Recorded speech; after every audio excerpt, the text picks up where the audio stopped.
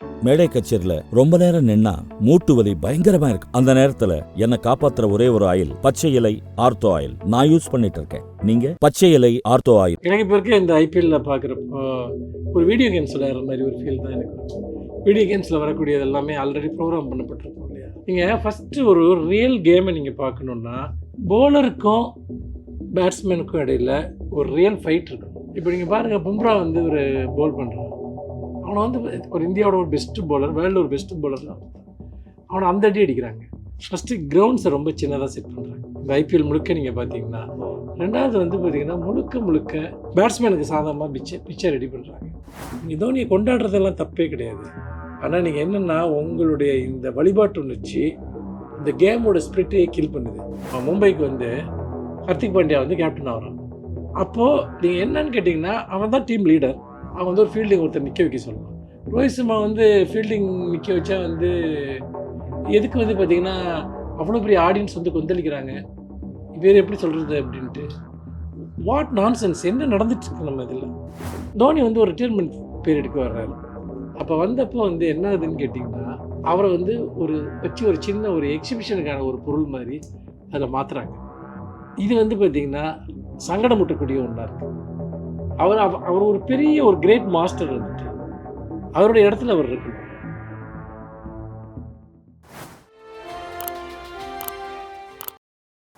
வணக்கம் மனுஷபுத்திரன். வணக்கம், எப்படி இருக்கீங்க? நல்லா இருக்கும் சார். மகிழ்ச்சி. சார், முகநூல் பக்கத்துல தொடர்ந்து கிரிக்கெட் வந்து முக்கிய இடம் வகிக்குது. ஒரு பக்கம் கவிதை, ஒரு பக்கம் அரசியல், இது நடுவில் கிரிக்கெட்டுக்கும் ஒரு முக்கியமான இடம் நீங்க கொடுத்துருக்கீங்க. கிரிக்கெட் மேல உங்களுக்கு விருப்பம் இருக்கு? என்னோட யங்கேஜ்ல இருந்து கிரிக்கெட் எனக்கு ஒரு பெரிய லவ் வந்துட்டு, அது ஒரு பெரிய ஃபேண்டஸியாக கூட இருந்திருக்கு. கிரிக்கெட்டை நான் வந்து எப்படி பார்ப்பேன்னா, இந்தியா முழுக்க இருக்கக்கூடிய ஒரு டெமோக்ராட்டிக்கான கேமாக நான் பார்ப்பேன். ஏன்னா நான் பார்த்துருக்கேன் சின்ன வயசில். ஒரு சின்ன பசங்க கூட கிரிக்கெட் கமெண்ட்ரி கேட்டு மேட்ச் பார்த்துட்டு ஒரு பேட்டையும் பாலையும் எடுத்துகிட்டு ரோட்டில் விளையாண்டுட்டு இருப்பாங்க. அதுக்கு ஒரு பெரிய கிரவுண்ட் தேவைப்பட்டதில்லை, அதுக்கு ஒரு பெரிய செட்டப் தேவைப்பட்டதில்லை. ஆக்சுவலாக இந்தியா முழுக்க இன்றைக்கி பெரிய பிளேயர்ஸாக வந்தவங்களாம் ஒரு காலத்தில் ரோட் கிரிக்கெட் ஆடி வந்தவங்களாக தான் இருப்பாங்க. அது எல்லா பக்கமும் நிறைஞ்சிருக்கக்கூடிய ஒரு கேமாக அது இருந்திருக்கு. நான் டிவியெல்லாம் வர்றதுக்கு முன்னாடி ரேடியோவில் கமெண்ட்ரி கேட்டு ஒரு கிரிக்கெட்டோட எனக்கு ஒரு பெரிய ஒரு ஈடுபாடு வந்திருக்கு. அப்போல்லாம் அந்த தமிழ் கமெண்ட்ரிலாம் வரும், ரொம்ப பயங்கரமாக இருக்கும். அதாவது இந்த அப்துல் ஜப்பார் இவங்கெல்லாம் வந்து கமெண்ட்ரி கொடுப்பாங்க. ரொம்ப அப்படியே விஷுவலாக நம்ம கண்ணு முன்னாடி கொண்டு வருவாங்க. இப்போ நம்ம கண்ணால பார்க்குறோம் இல்லையா. எனக்கு அந்த பழைய கமெண்ட்ரிலாம் பார்த்தீங்கன்னா, இப்போ அப்துல் ஜப்பார் சொல்லுவார், இடுப்பளவு உயர்ந்து வந்த பந்து அப்படிம்பாரு. கேட்க இமேஜ் நம்ம மனசில் அப்படியே டக்குன்னு வரும். ஏன்னா தூக்கி அடித்திருக்கிறார், டக்குன்னு அந்த இமேஜ் நமக்கு வரும். வந்துட்டு பார்த்தீங்கன்னா இன்றைக்கி நம்ம காட்ட வேண்டியிருக்கு. அந்தளவுக்கு ரொம்ப ராமமூர்த்தி இப்படிலாம் பெரிய கமெண்டேட்டர்லாம் இப்போ இருந்தாங்க. நான் India first world cup win பண்ணப்போ 1983 அது நான் ரேடியோவில் வந்து பார்த்திங்கன்னா ரன்னிங் கமெண்ட்ரியாக கேட்டு அந்த நைட்டு வந்துட்டு அது அவ்வளோ எக்ஸைட்டான நாட்கள்லாம் ஞாபகம் இருக்குது. கிரிக்கெட் வந்து பார்த்திங்கன்னா அது ஒரு ஜனரஞ்சகமான ஒரு விளையாட்டு. வந்துட்டு பார்த்திங்கன்னா ரொம்ப யங்கேஜில் இருந்து நான் கிரிக்கெட் ஃபாலோ பண்ணிட்டு வந்திருக்கேன். அதுக்கப்புறம் டிவியெல்லாம் வந்தப்போ ரொம்ப க்ளோஸாக வந்துருச்சு நமக்கு கிரிக்கெட். நம்ம வீட்டுக்குள்ளே வந்து ஒரு மைதானம் வந்துட்டு மாதிரியான ஒரு ஃபீலிங் நமக்கு வந்தது. அந்த மாதிரி ஒரு தொடர்ச்சியாக பார்க்குறப்போ அன்றைக்கி கபில் தேவ்லேருந்து ஆரம்பித்து இன்றைக்கி பும்ரா வரைக்கும் ஒரு மிகப்பெரிய பிளேயர்ஸ் எல்லாம் வந்து பார்க்கக்கூடிய வாய்ப்பு இருந்திருக்கு. யோசிச்சு பார்த்தீங்கன்னா ஒரு நீண்ட காலம் வந்துட்டு 40 வருஷத்துக்கு மேலே கிரிக்கெட்டை வந்து பார்த்திங்கன்னா பார்த்துட்டு இருந்திருக்கேன், ஃபாலோ பண்ணிட்டு இருந்திருக்கேன். அதுக்குள்ளே என்னென்ன மாற்றங்கள் நடந்தது, எவ்வளோ ஸ்டைலிஷான பிளேயர்ஸ்லாம் இந்தியாவில் இருந்திருக்காங்க. ரமா, ராகுல் டிராவிட், இல்லைன்னா அசாருதீன், இவங்கெல்லாம் விளையாண்ட காலத்துலலாம் அதை பார்த்துருக்கேன். அது வந்து ஒரு பெரிய போய்ட்ரி மாதிரி இருக்கும் அவங்க ஆடுற விதமே. அப்படி பார்க்குறப்போ இந்தியன் கிரிக்கெட்டுக்குன்னு ஒரு தனித்துவமான ஒரு தன்மை ஒன்று இருந்தது. அது ஒரு விதத்தில் இந்தியன் கிரிக்கெட் எப்படின்னு பார்த்தீங்கன்னா ஒரு இங்கிலீஷ் கிரிக்கெட்டோட ஒரு தன்மை அதில் இருக்கும். சேம் டைம் ஒரு இந்தியர்களுடைய ஒரு ஏஷியன் சேர்ந்த ஒரு கம்பைண்டான ஒரு விதத்தை நம்ம இந்தியன் பிளேயர்ஸ் வந்து ஆடினாங்க அப்படின்னு தான் சொல்லணும். அப்போது ஒரு பெரிய நீண்ட ஒரு தொடர்ச்சி இன்றைக்கி கிரிக்கெட்டில் வந்து நான் பார்த்துட்டு வந்திருக்கேன். இந்தியா பெரிய சாதனைகளை பண்ணியிருக்கு, மிகப்பெரிய வீழ்ச்சிகளை சந்திச்சிருக்கு. ஆனால் கூட டெஸ்ட் கிரிக்கெட்லாம் இன்றைக்கி பின்னாடி போயிடுச்சு. ஈவன் ஒன் டே மேட்ச் கூட பின்னாடி போயிடுச்சு. இப்போ 2020 மேட்ச் மட்டும்தான் இன்றைக்கி வந்து பார்த்திங்கன்னா ஒரு கிரிக்கெட்டோட ஒரு ஃபேஸ் மாதிரி மாறிடுச்சு. அதுவும் ஐபிஎல் வந்ததுக்கப்புறம் ஃபுல்லாகவே வந்து T20 பக்கம் கொஞ்சம் சாயா. ஆமாம், அது எப்படின்னு கேட்டிங்கன்னா நம்முடைய மாடர்ன் லைஃபோட ஒரு பகுதி மாதிரி அது ஆகிடுச்சு. வந்துட்டு கிரிக்கெட்டில் வந்து ஒரு பிளேயர் ஒரு இன்னிங்ஸை வந்து டெவலப் பண்ணுறப்போ அவருக்குன்னு ஒரு யூனிக்கான சில கேரக்டர்ஸ் எல்லாம் ஒரு சில பிளேயர்ஸ் வந்து உருவாக்குவாங்க. சச்சின் ஆடுறாருன்னா அவருக்கு ஒரு யூனிக் கேரக்டர்ஸ் இருந்தது. இப்போ சேவக் ஆடுனா அவருக்கு ஒரு யூனிக் கேரக்டர்ஸ் இருந்தது. இப்படி நம்ம நிறைய பிளேயர்ஸை பார்க்குறோம் வந்துட்டு. ஆனால் இன்றைக்கி அப்படி ஒரு யூனிக்னஸை வந்து எந்த பிளேயர்கிட்டையுமே நீங்கள் பார்க்க முடியாது. அப்போ வந்து என்ன, இப்போ ஒரு எல்லாருமே ஒரு மாட்டடி அடிக்கணும். எல்லாருமே வந்து பார்த்தீங்கன்னா, பெரிய ஷாட்ஸை வந்துட்டு அடிக்கணும். அப்போது வெயிட் பண்ணியோ அல்லது தன்னுடைய ஷாட்ஸை கண்டுபிடிக்கிறதோ, அது அது என்னென்னா ஒரு நீண்ட கால கிரிக்கெட் ரசிகருங்கிற முறையில் அந்த அந்த கிரிக்கெட்டில் இருந்த ஒரு ரொம்ப கிளாசிக்கலான அந்த எஸ்ட்ரிக்ஸ் எல்லாமே மறைஞ்சு போய் இப்போ ரன் மெஷின்ஸாக வந்துட்டு பிளேயர்ஸ் மாறினா தான் இந்த இந்த டீம் வந்து நிற்கும், இல்லைன்னா அந்த பிளேயர்ஸ் நிற்க முடியும் அப்படிங்கிற ஒரு மனநிலை ஆடியன்ஸ்க்கே அப்படிப்பட்ட ஒரு எதிர்பார்ப்பு உருவாயிடுச்சு. சிக்ஸர்கள் மேல ஆசை வந்து ஒரு ரன் மிஷின் ஆயிரு அப்படின்ட்டு. அது முன்னாடி அப்படி பண்ண முடியாது. முன்னாடிலாம் வந்து ஒரு ஒன் டே மேட்ச்சில் வந்து 200 ரன் அடிக்கிறதெல்லாம் ஒரு பெரிய விஷயமா இருக்கும். ஆனால் இப்போ வந்து 2020 மேட்ச்சில் வந்து கிட்டத்தட்ட 270, 80 வந்துட்டாங்க. 300 தொட்டுருவாங்கன்னு தோணும். இப்போயே பார்த்தோம் எஸ்ஆர்ஹெச்லாம் அடிச்சு இதெல்லாம் பார்த்தோம். என்ன காரணம் சார் இந்த T20ல வந்து இவ்வளோ ரன் பீஸ் நடக்குது, போலர்ஸ்லாம் பரிதாபமா இருக்காங்க, என்ன காரணத்தால? இது முழுக்க ஒரு கேம் பிளான் அப்படின்னு தான் தோணுது. எனக்கு இப்போ இருக்க இந்த ஐபிஎல்ல பார்க்குறப்போ ஒரு வீடியோ கேம்ஸ் விளையாடுற மாதிரி ஒரு ஃபீல் தான் எனக்கு வருது. வீடியோ கேம்ஸில் வரக்கூடியது எல்லாமே ஆல்ரெடி ப்ரோக்ராம் பண்ணப்பட்டிருக்கோம் இல்லையா. நீங்கள் ஃபஸ்ட்டு ஒரு ரியல் கேமை நீங்கள் பார்க்கணுன்னா போலருக்கும் பேட்ஸ்மேனுக்கும் இடையில் ஒரு ரியல் ஃபைட் இருக்கணும். இப்போ நீங்கள் பாருங்கள், பும்ரா வந்து ஒரு போல் பண்ணுறான். அவனை வந்து ஒரு இந்தியாவோட ஒரு பெஸ்ட்டு போலர், வேர்ல்டு ஒரு பெஸ்ட்டு போலர் தான். அவனை அந்த அடி அடிக்கிறாங்க. ஃபஸ்ட்டு கிரவுண்ட்ஸை ரொம்ப சின்னதாக செட் பண்ணுறாங்க. இந்த ஐபிஎல் முழுக்க நீங்கள் பார்த்தீங்கன்னா. ரெண்டாவது வந்து பார்த்தீங்கன்னா முழுக்க பேட்ஸ்மேனுக்கு சாதாரணமாக பிச்சை ரெடி பண்ணுறாங்க. ஃப்ளாட் பிச்சஸ், பால் வந்து டர்ன் ஆக மாட்டேங்குது, பவுன்ஸ் ஆக மாட்டேங்குது. அவன் ஃபுல் எனர்ஜி கொடுத்து ஒருத்த போட்டால் கூட நீங்கள் நல்லா யோசிச்சு பாருங்க வந்துட்டு நீங்கள் வந்து அது ஆகவே அப்போ என்னென்னா ஒன் சைடட் கேம். நீங்கள் ஒரு பவுலருக்கும் ஒரு பேட்ஸ்மேனுக்கு இடையில் ஒரு பெரிய ஃபைட் இருந்தால் தான் நீங்கள் அதை உங்களுக்கு ஒரு ரியல் கேம் சென்ஸ் உங்களுக்கு வரும் வந்துட்டு ரசிக்க முடியும். நீங்கள் ஒரு ஸ்பிரிட் உங்களுக்கு கிடைக்கும். இது வந்து இந்த பவுலிங் மிஷினில் வச்சு பேட் பண்ணுவாங்க தெரியுமா, நீங்கள் பார்த்துருக்கீங்களா? அந்த மிஷின் போட்டுக்கிட்டே இருக்கும் அந்த பாலை, இவனுக்கு வந்து அடித்து ப்ராக்டிஸ் பண்ணிகிட்டே இருக்கும். அந்த ப்ராக்டிஸ் மேட்ச்சில் அந்த பவுலிங் மிஷின் வந்து எப்படி ஆடுமோ அந்த மாதிரி பவுலர்ஸோட ரோலை வந்து ஃபுல்லாக இந்த ஐபிஎல் காலி பண்ணிடுச்சு. பொதுவாகவே ஐபிஎல் வந்து முன்னாடி என்ன சொன்னாங்கன்னா, புதுசாக டேலண்ட்ஸை வந்துட்டு டெவலப் பண்ணுறதுக்கு, யங்ஸ்டர்ஸை கண்டுபிடிக்கிறதுக்கு அது ஒரு பெரிய ஹோப்பாக இருக்கும் அப்படின்லாம் நினச்சாங்க. ஆனால் அது பின்னாடி ஒரு பெரிய பியூர் பிஸ்னஸ். ஆமாம், கொண்டு வந்தப்போ நோக்கமே வேறையா இருந்துச்சு. சிஎஸ்கேனாக்கா தமிழ்நாடு சுற்றி 4 பிளேயர்ஸாக அது டீமில் இருப்பாங்க. இப்போ ஒரு ஆள், இப்போ சென்னையில் ஒரு ஆள் கூட கிடையாது. ஆனால் நம்ம வந்து சென்னை சூப்பர் கிங்ஸுங்கிறோம், இது பண்ணுறோம். ஆனால் ஒரு ஆள் சென்னை பிளேயர்ஸ் எல்லாருமே குஜராத்தில் ஆடுறாங்க, வேறு டீமில் ஆடுறாங்க. அப்போ என்னென்னா ஒருத்தருக்கு வந்து அந்த ஓன் பண்ணணும் இல்லையா நம்முடைய டீம்ட்டு, அது சுத்தமாக இல்லாமல். அதை தான் சொல்கிறேன். இந்த கிரிக்கெட்டில் மொத்தமாக இவங்க ஸ்கோர் அடிக்கிற விதமும் சரி. இப்போ ஒரு வேர்ல்டு ரெக்கார்டை ஒருத்தன் பிரேக் பண்ணுறான் அப்படின்னா அவன் வந்து அதுக்கு முன்னாடி இந்த ரெக்கார்டை பண்ணியிருப்பான் இல்லையா. அந்த கேமில் இருக்கக்கூடிய பேசிக்கான பிரின்சிபல்ஸ் இருந்தால் தான் இந்த ரெக்கார்டை பிரேக் பண்ணுறதுக்கு ஒரு மீனிங் இருக்குது. நீங்கள் ஒருத்தன் வந்து 100 மீட்டர் ஓட்டத்தை வந்து ரெக்கார்ட் பிரேக் பண்ணியிருப்பான். நீங்கள் அந்த வந்து பார்த்தீங்கன்னா ஓடுற தூரத்தை வந்து பார்த்தீங்கன்னா 50 மீட்டர் ஆக்கிட்டு அதே நேரத்தில் அவனும் ஓடனா அப்படின்னு நீங்கள் சொன்னீங்கன்னா அதுக்கு எந்த மீனிங் இல்லையோ. அப்படி தான் இவங்க அடிக்கக்கூடிய ஸ்கோர்ஸ் வந்துட்டு, ஒன்று கிரவுண்ட் ரொம்ப சின்னதாக இருக்குது, ரெண்டாவது வந்து அந்த பிச்சு வந்து பார்த்திங்கன்னா முழுக்க எந்த விதத்துலையுமே பேட்ஸ்மேனுக்கு ஹெல்ப் பண்ணக்கூடியதாவோ இல்லை. அவன் ஒரு கட்டாந்தரையில், ஒரு காங்கிரீட் தரையில் வந்து பவுல் பண்ணால் எப்படி இருக்கும் அந்த மாதிரி இருக்குது வந்துட்டு. இதை வந்து பார்த்திங்கன்னா நிறைய ஸ்கோர் அடித்தோம்னா வந்து அந்த கேமுக்கு வந்து ஒரு ஒரு கவர்ச்சி வரும்.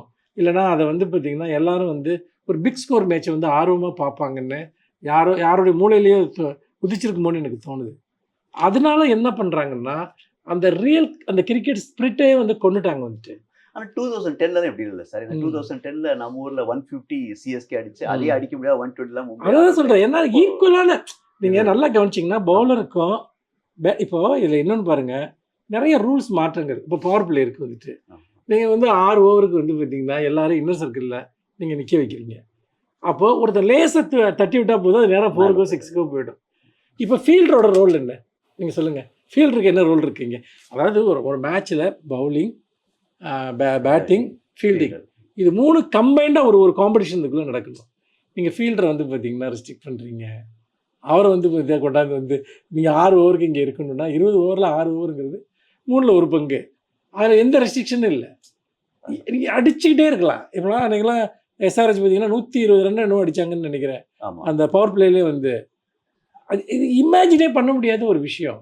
இதில் கேம் எங்கே இருக்குது, கிரிக்கெட் எங்கே இருக்குது, காம்படிஷன் எங்கே இருக்குது, அந்த சுவாரஸ்யம். ஆனால் என்னுடைய கைகளை கட்டி போட்டுட்டு நீ ரன் அடிச்சுக்கிட்டே இருறான் அப்படின்னு சொல்கிற மாதிரி. அப்போது கிரிக்கெட் அதாவது ஒரு பந்தயம் இப்போ நீங்கள் ஃபுட்பால் எடுத்துக்கங்க, இந்த மாதிரி விஷயங்கள் ஏதாவது இருக்கா? டென்னிஸ் எடுத்துக்கங்க, எந்த கேம் வேணாலும் எடுத்துக்கங்க. அவன் காலகாலமாக ஒரே மாதிரி தானே ஆடிட்டு இருக்காங்க. நீங்கள் இதுக்குள்ளே இவ்வளோ ரூலை நீங்கள் ஏன் கொண்டு வர்றீங்க? ஆக்சுவலி இம்பாக்ட் பிளேயரே முன்ன சூப்பர் சப்ன்ற பேர்ல ஆ, வந்து ஆ. வேர்ல்ட் ஃபெயிலியர் ஆன மாதிரி. ஃபெயிலியர் அதை வந்து பார்த்தீங்கன்னா இம்பாக்ட் பிளேயர் அவனை எடுத்துகிட்டு வரீங்க உள்ளார. அப்போது முழுக்க நான் திரும்பவும் சொல்கிறேன், இது ஒரு எக்ஸிபிஷன் மேட்ச். இப்போ இந்த மலையெல்லாம் வந்து மேட்ச் முன்னாடிலாம் ஒன் டே மேட்ச் நின்றுச்சுன்னா கடைசியாக ஒரு 1 hour 2 hour கிடச்சிதுன்னா இந்த எக்ஸிபிஷன் மேட்ச் ஆடுவாங்கல்ல, அங்கேருந்து அந்த ஐடியாவே ட்ரைவ் பண்ணுறாங்க. இப்போ அதே வந்து கொண்டு வராங்க. இன்னும் வந்து 2020 மாதிரி வந்து பார்த்தீங்கன்னா 10 over மேட்ச் வந்து கொண்டு வர போகிறேன்றாங்க. ஹண்ட்ரட்ஸ் வந்து இருக்கு. ஹண்ட்ரட்ஸ் வந்துட்டு. அப்புறம் இன்னொன்று ஐபிஎல்லோட பெரிய பிரச்சனை என்னன்னா ஓவர் கிரிக்கெட். அதாவது நிறைய மேட்சஸ். ஏன்னா ஒரு டோர்னமெண்ட் வந்து 3 மாதம் நடக்குது. எவ்வளவு மேட்சஸ், எவ்வளவு இது. அப்போது தொடர்ந்து மக்கள் அதுக்குள்ளே அட்டென்ஷன்லேயே வைக்கப்பட்டிருக்காங்க. கோடிக்கணக்கான பேர் டிவியில் பார்க்குறாங்க, இதில் பார்க்குறாங்க. சலிச்சு போய்டும். இப்போ நீங்கள் பார்த்து இது முடிஞ்சோன்னா வேர்ல்டு கப் போகிறோம். அப்புறம் அது முடிஞ்சோன்னா டீம்ஸ் வந்துட்டு வரக்கூடியது. நீங்கள் என்ன தான் கிரிக்கெட் ஃபேனாக இருங்க, ஒரு வருஷத்தில் 365 நாளும் நீங்கள் கிரிக்கெட் ஆடிட்டே இருந்தீங்கன்னா கொஞ்சம் சலிப்பு வருவாங்க. கொஞ்சம் இல்லை, அது மேலே இருக்க ஈர்ப்பு குறைய ஆரம்பிச்சிடும். அப்போ என்ன பண்ணுறாங்கன்னா அதை ரீட்டைன் பண்ணுறதுக்காக இந்த மாதிரி ட்ரிக்ஸ் எல்லாம் வந்து யூஸ் பண்ண ஆரம்பிக்கிறாங்க. அப்போது அந்த சேச்சுவேஷன் பாயிண்ட் வர்ற வரைக்கும் நீங்கள் இதை பண்ணிகிட்டே இருக்கீங்க. அதுக்காக இந்த மாதிரி ட்ரிக்கெல்லாம் பண்ணுறீங்க. அந்த சுவாரஸ்யத்தை வந்து பார்த்திங்கன்னா தக்க வைக்கிறதுக்காக இதை நீங்கள் பண்ணுறீங்க. கொண்டு வரக்கூடிய எல்லா ரூலுமே ரொம்ப வேடிக்கையாகவும் இருக்குது. இல்லை, நான் என்ன சொல்கிறேன்னா கிரிக்கெட் வந்து ரொம்ப ரொம்ப இன்ட்ரெஸ்டிங்கான ஒரு கேம். ஒரு சராசரி இந்தியனோட மனசில் ஒரு பிளேயர் வந்து ஒரு செஞ்சுரி அடிக்கிறப்போ, ஒரு 6 அடிக்கிறப்போ, ஒரு 4 அடிக்கிறப்போ அந்த கிரிக்கெட் பார்வையில் தானே அடித்ததாக சேர்ந்து மானசீகமாக அதில் இன்வால்வ் ஆகிறான்.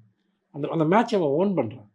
ஆனால் நீங்கள் அதுக்குள்ளே இவ்வளோ ஃபன்னி திங்ஸை நீங்கள் தொடர்ந்து கொண்டு வந்தீங்கன்னா இப்போ இந்த WWF எல்லாம் இருக்கு இல்லையா, அந்த மாதிரியான ஒரு தன்மையை வந்துட்டு அடைஞ்சிருச்சு. இது ஒரு பெரிய வீழ்ச்சியாக நான் பார்க்குறேன். நான் திரும்பவும் சொல்கிறேன், எந்த பழைய ஒரு இதுலேருந்தோ நான் வந்து இதை பேசலை. நான் புதுமைகளை ரொம்ப ரொம்ப வரவேற்கக்கூடிய ஒருத்தர். ஆனால் நீங்கள் ஒரு கேமை வந்து கில் பண்ணுறீங்க பிஸ்னஸ்க்காக, ஆடியன்ஸை தக்க வைக்கணுங்கிறதுக்காக. அதில் வந்து ஒரு சினிமாவில் எப்படி வந்து சுவாரஸ்யத்துக்காக 2 பாட்டு 2 சண்டை காட்சி என்ன இதெல்லாம் வைப்பீங்க இல்லையா, இதே நீங்கள் வந்து பார்த்தீங்கன்னா ஒரு மேட்ச்சில் ஏன் நீங்கள் பண்ணுறீங்கன்னு எனக்கு தெரில. அது ஒரு விதத்தில் வந்து ஐபிஎல்ங்கிறது ஒரு மோசமான, இன்னொன்று ஐபிஎல் அளவுக்கு ஏன் மற்ற நாடுகளில் வந்து நடக்கக்கூடிய இதே மாதிரி டோர்னமெண்ட்ஸ் நடக்குது, அது ஏன்னு கேட்டோம்னா இவங்களுடைய இந்த விதமான சீப்பான விஷயங்கள் அதை ஒட்டி பண்ணுறது தான் முக்கியமான காரணம்னு தோணுது. ஏன் இந்தியன் பிளேயர்ஸ் யாரும் மற்ற நாட்டு டீமில் போய் விளையாட மாட்டேங்கிறாங்க, மற்ற நாட்டு அவங்க லோக்கல் டோர்னமெண்ட்டில் போய் ஆட மாட்டேங்கிறாங்க. இவங்க தடை பண்ணி வச்சிருக்காங்க. எதுக்கு அதை பண்ணுறீங்க? அது அப்போ பிஸ்னஸ் தானே. மற்ற நாட்டில் இருக்க பிளேயர்ஸ்லாம் இங்கே வந்து ஆடுறான். இவங்க மட்டும் இப்போ வந்து பாகிஸ்தானில் டோர்னமெண்ட் நடத்துகிறான், இலங்கையில் இன்னும் பல நாடுகளும் நடத்துகிறாங்க. ஏன் இந்த பிளேஸ்லாம் இங்கே போய் போடும்? அப்போ ஏன் நீங்கள் அவங்கள வந்து உங்களுடைய ஒரு கூலி தொழிலாளி மாதிரி நீங்கள் வந்து நடத்துகிறீங்க, கொத்தடிமை மாதிரி நடத்துகிறீங்க? அப்போது என்னன்னு கேட்டேன்னா இது முழுக்க ஒரு க்ரூட் பிஸ்னஸாக இது இருக்குங்கிறத தான் நான் பார்க்குறேன். நீங்கள் உங்களோட கமெண்ட்ஸ் பார்த்தீங்கன்னா கொஞ்சம் தோனி லைட்டாக கிண்டல் பண்ணுறீங்களோன்னு தோணுது. ஏன்னா யாராவது தோனியோட சாதனையை பெருசாக சொன்னீங்கன்னாக்கா நீங்கள் உங்களுடைய பதிவுகளில் வந்து பெருசாக கமெண்ட் பண்ணாமல் ஒரு மைல்டாக ஒரு ஹியூமரில் அவரை அட்டாக் பண்ணுறீங்க. என்ன ரீசன் சார்? நான் தோனியை ஒருபோதும் அட்டாக் பண்ண மாட்டேன். ஏன்னு கேட்டிங்கன்னா அவர் கிரிக்கெட்டில் என்னுடைய ஒரு பெரிய ஹீரோ. ஆனால் மெல்லிசா இல்லை அதை நீங்கள் கேட்குற கேள்வி சரியானது. ஆனால் நான் எதை பற்றி எழுதுறேன்னா இன்றைக்கு தோனியோட ரசிகர்கள்னு தன்னை கோரிக்கொள்ளக்கூடியவங்க செய்யக்கூடிய சில அபத்தமான காரியங்களை பற்றி தான் நான் சொல்கிறேன். இல்லைன்னா தோனியை எப்படி இவங்க இன்றைக்கி ப்ரொஜெக்ட் பண்ணுறாங்கன்னு. நிச்சயமாக தோனி அளவுக்கு இந்தியன் டீமுக்கு வந்து வெற்றிகளை தேடி கொடுத்த ஒரு மாஸ்டர் வேறு யாருமே இல்லை. நிறைய ரொம்ப இப்போது பெரிய பெரிய ஆளுங்கள்லாம் இருந்திருக்காங்க வந்து கேப்டனாக. ஆனால் அவங்க பீரியடில் வந்து அவங்க அடைஞ்ச வெற்றிகளோடுங்கிறது அது ஒரு ஆவரேஜான ஒன்று தான். ஆனால் தோனி தான் வந்து ஒரு வேர்ல்டு கப், ஒரு 2020 வேர்ல்டு கப், நிறைய பல டோர்னமெண்ட்ஸ் கொண்டு வந்தார். இப்படிலாம் நீங்கள் அப்புறம் வந்து அவருடைய கேப்டன்சி, அவர் விளையாடுற விதம், எந்த ஒரு சுச்சுவேஷன்லையும் பதட்டப்படாமல் அதை ஹேண்டில் பண்ணுறது. அப்புறம் வந்து பார்த்திங்கன்னா எப்போவுமே அவர் வந்து பார்த்திங்கன்னா ஒரு அற்புதமான ஒரு ஃபினிஷராக அவர் இருந்திருக்கார் நிறைய மேட்ச்சில். இதெல்லாம் நான் சொல்ல வேண்டியதில்லை, அது உங்களுக்கும் தெரியும், எல்லாருக்கும் தெரியும். ஆனால் தோனி வந்து ஒரு ரிட்டைர்மெண்ட் பீரியடுக்கு வர்றார். அப்போ வந்தப்போ வந்து என்ன ஆகுதுன்னு கேட்டிங்கன்னா அவரை வந்து ஒரு சின்ன ஒரு எக்ஸிபிஷனுக்கான ஒரு பொருள் மாதிரி அதில் மாற்றுறாங்க. இது வந்து பார்த்திங்கன்னா சங்கடமூட்டக்கூடிய ஒன்றா இருக்குது.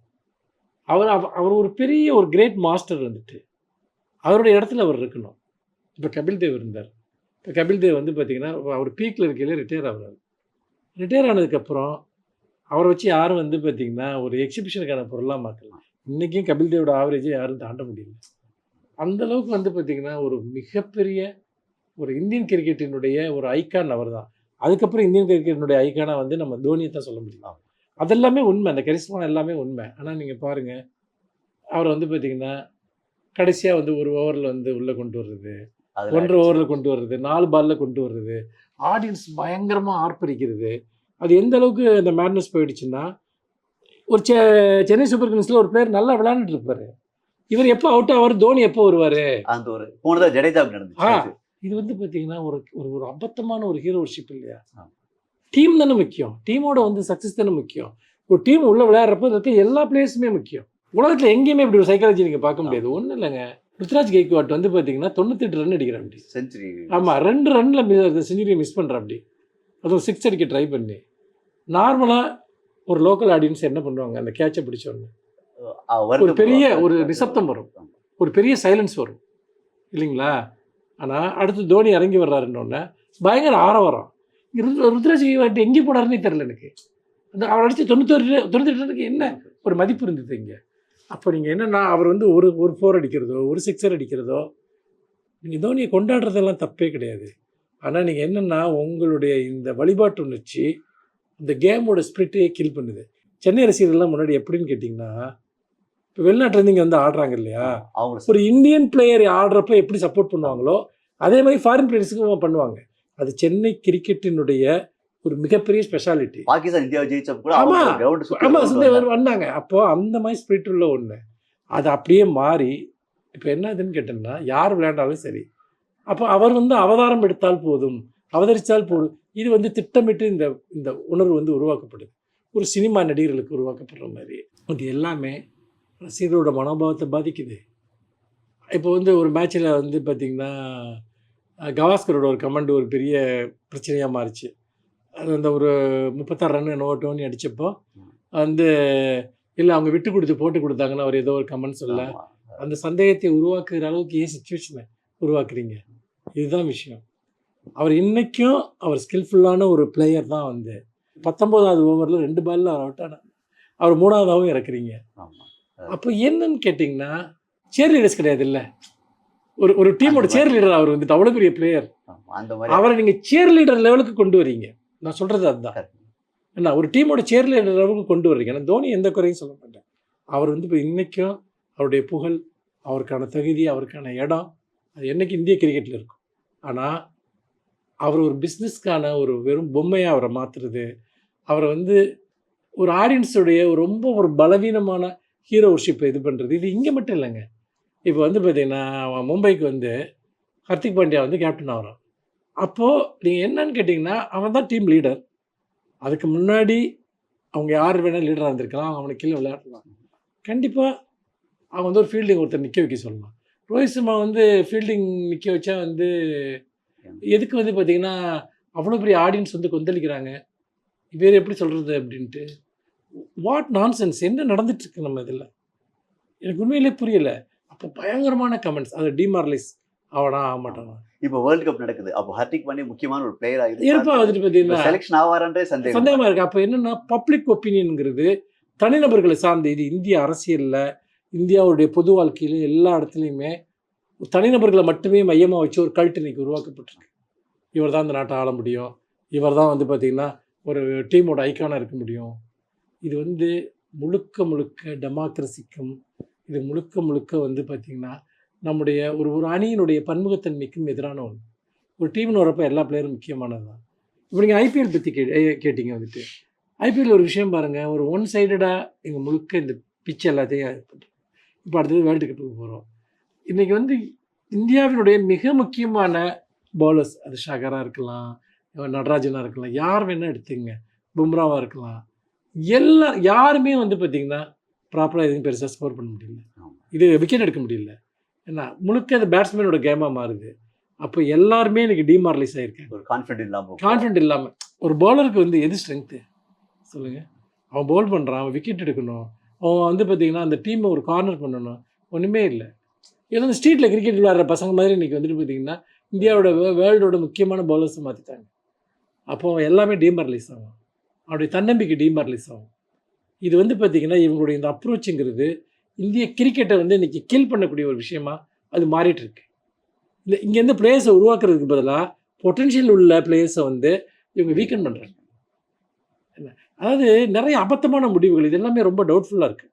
நீங்கள் இந்த கிரிக்கெட்டில் பார்த்தீங்கன்னா திடீர்னு ஒரு டீம் வந்து பார்த்தீங்கன்னா 250 ரன் அடிக்கும், 220 ரன். அடுத்ததில் வந்து பார்த்தீங்கன்னா 80-90 ரன்னுக்கு ஆல் அவுட் ஆகிற நிலைமைக்கு போவோம். இது எப்படி நடக்குதுன்னு புரியல. நீங்கள் அவ்வளோ வேர்ல்டு ரெக்கார்ட்லாம் பிரேக் பண்ணுவான் ஒரு மேட்ச்சில், அவ்வளோ லோ ஸ்கோரிங் மேட்ச் இது வந்துட்டு. அப்போ ஆடியன்ஸ்க்கு ஒரு சந்தேகம் வருது, இது ஸ்கிரிப்டடா, இவங்க அந்த பாயிண்ட் டேபிள் வந்து பேலன்ஸ் பண்ணி கொண்டு போகிறதுக்காக ஏதோ ஒரு விஷயம் பண்ணுறாங்களா, இன்ட்ரெஸ்ட்டை வந்துட்டு யாரும் டக்குன்னு மெயின் டீம் வெளியே போயிடாமல். அப்புறம் சில முடிவுகள் அது காமெண்டேட்டர்ஸு கிரிக்கெட் எக்ஸ்பர்ட்டர்ஸே திகைப்போட பேசுகிறாங்க. உதாரணமாக நேற்று SRH வந்து டாஸ் வின் பண்ணுது. அவங்க முதல்ல பேட் பண்ண போட்டிகளில் மட்டும்தான் வின் பண்ணியிருக்கு. அதோடு இல்லாமல் யாரும் நினச்சி பார்க்க முடியாத ஸ்கோர் அடிக்கிறாங்க. ஆனால் இந்த சென்னைக்கு எதாவது டாஸ் வின் பண்ணிவிட்டு அவன் வந்து பார்த்திங்கன்னா போலிங் எடுக்கிறான், பரிதாபமாக தோக்குறான். அவனுடைய வெற்றி பெறுறதுக்கான இதுங்கிறதே அவன் ஃபஸ்ட்டு பேட்டிங் தான், டாஸும் அவனுக்கு தான் விழுந்திருக்கு. யாருக்கும் ஒன்றுமே புரியல. அப்புறம் அவ்வளோ கேர்லெஸ்ஸாக ஆடி தோற்றுட்டு போகிறாங்க வந்துட்டு பார்த்தீங்கன்னா. அப்போ என்ன ஒரு விஷயம் இதில் நடக்குது, ஒரு பெரிய பெஸ்ட்டு டீம் வந்து திடீர்னு அதரபாதத்துக்கு போகுது. அப்போ இது எல்லாமே நான் வந்து இந்த இதுக்குள்ளெல்லாம் நான் போகலை, இது ஸ்கிரிப்டடா இது இதெல்லாம் அதை பற்றி எனக்கு எந்த இதுவும் இல்லை, எனக்கு தெரியாது அதை பற்றி. ஆனால் ஒரு ஆடியன்ஸுக்கு இது தொடர்ந்து இந்த சந்தேகம் வர்றப்போ அந்த விளையாட்டின் மேலே இருக்கக்கூடிய ஆர்வத்தை வேலைக்கு ஆரம்பிக்கலாம். ஃபியூச்சர் வந்து கொஞ்சம் கொஞ்சமாக இல்லை இது வந்து ஏற்கனவே முதல்ல நீங்கள் இவ்வளோ நாள் ஒரு டோர்னமெண்ட் ஆடுறதே தப்பு. ஏங்க ஒலிம்பிக்கு கூட எவ்வளோ நாள் நடத்துறது இல்லைங்க, அவ்வளோ பேர் இன்டர்நேஷனல் இது 5 நாளில் முடிஞ்சிருது. ஒலிம்பிக்கு 3 மாதம் ஒரு டோர்னமெண்ட் யாராவது ஆடிக்கிட்டே இருந்தால் ஏதாவது பொருள் இருக்குது அதுக்கு சொல்லுங்கள். அப்படின்னா அதில் வர காசு வருது, இருக்கக்கூடிய மீடியா மூலம் வரக்கூடிய பணம். இது வந்து ஒரு கல்ச்சர்லாகவே இது வந்து ஒரு பெரிய இது. நீங்கள் டெய்லி வந்து பார்த்தீங்கன்னா ஒருத்தன் வந்து கிரிக்கெட் பார்க்குறான், மேட்ச் பார்க்குறான், 3 மாதம் அவனை நீங்கள் அதுக்குள்ளேயே என்கேஜாக வச்சுருக்கீங்கன்னா இது கல்ச்சர்லாகவே ரொம்ப டாக்ஸிக்கான ஒரு விஷயம்.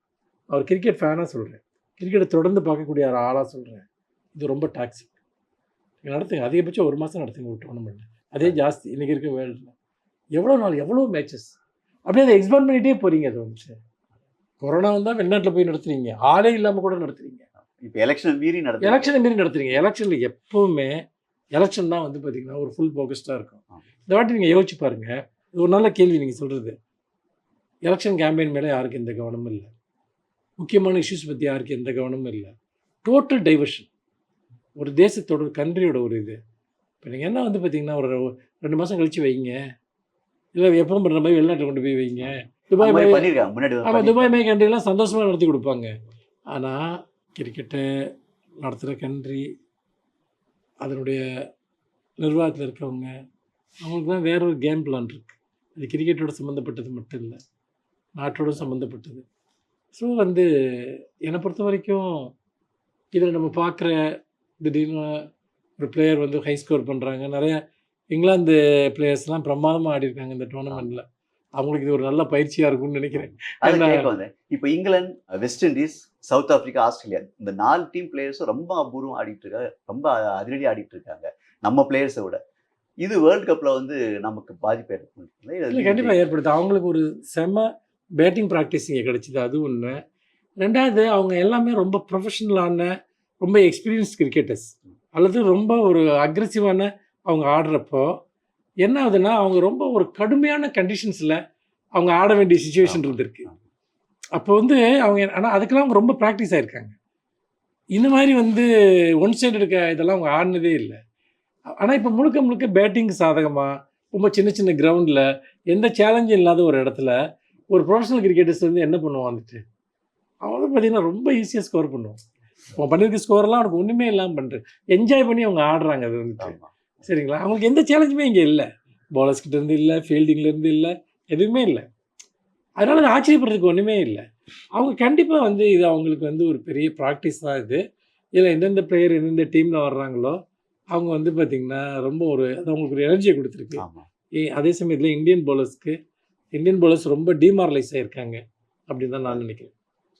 உங்கள் கருத்துக்கள் சொன்னதுக்கு மிக்க நன்றி சார். வணக்கம்.